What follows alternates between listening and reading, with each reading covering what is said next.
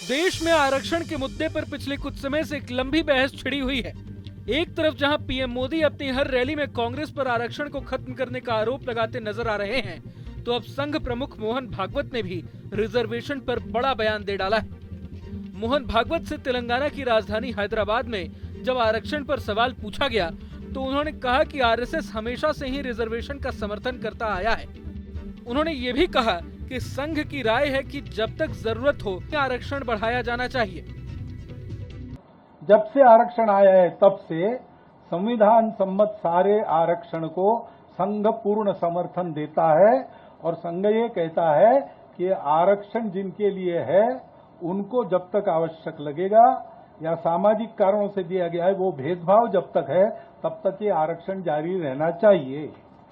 बता दें कि इससे पहले भी कई बार आरक्षण को लेकर मोहन भागवत के बयान चर्चा में रह चुके हैं। पिछले साल नागपुर में भी रिजर्वेशन को लेकर भागवत ने कहा था कि जब तक समाज में भेदभाव है तब तक आरक्षण जारी रहना चाहिए। इसके अलावा 2015 के बिहार विधानसभा चुनाव के दौरान भी मोहन भागवत के आरक्षण पर दिए गए कथित बयान पर काफी बवाल हुआ था। हालांकि आरएसएस ने कभी उस बयान की पुष्टि नहीं की।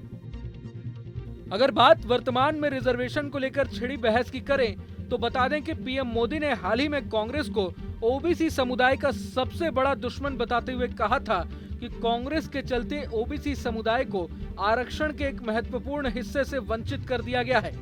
पीएम मोदी ने कहा था कि कांग्रेस ने पिछले दरवाजे से ओबीसी के साथ सभी मुस्लिम जातियों को शामिल करके कर्नाटक में धार्मिक आधार पर आरक्षण दिया है। आजादी के समय कांग्रेस ने धर्म के नाम पर देश का विभाजन स्वीकार किया था। मां भारती के हाथों की जंजीरें काटने के बजाय कांग्रेस ने मां भारती की भुजाएं ही काट दी थी। लेकिन कांग्रेस सुधरने को तैयार नहीं है।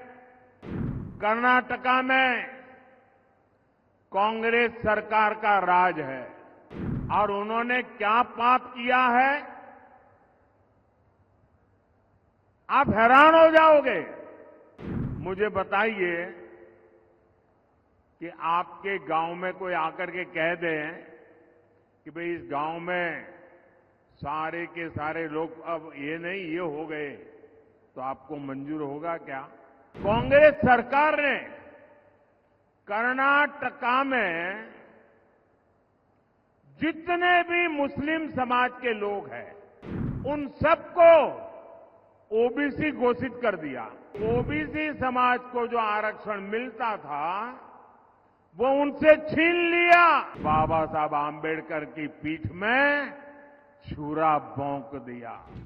हालांकि विवाद बढ़ने के बाद कर्नाटक के सीएम सिद्धारमैया ने पीएम के इस दावे को झूठा करार दिया था और कहा था कि सरकार में आने के बाद बीजेपी आरक्षण को खत्म कर देगी। अगर आपको ये वीडियो पसंद आया तो लाइक करें और चैनल को सब्सक्राइब करें। बाकी तमाम खबरों के लिए देखते रहें न्यूज़ नेशन।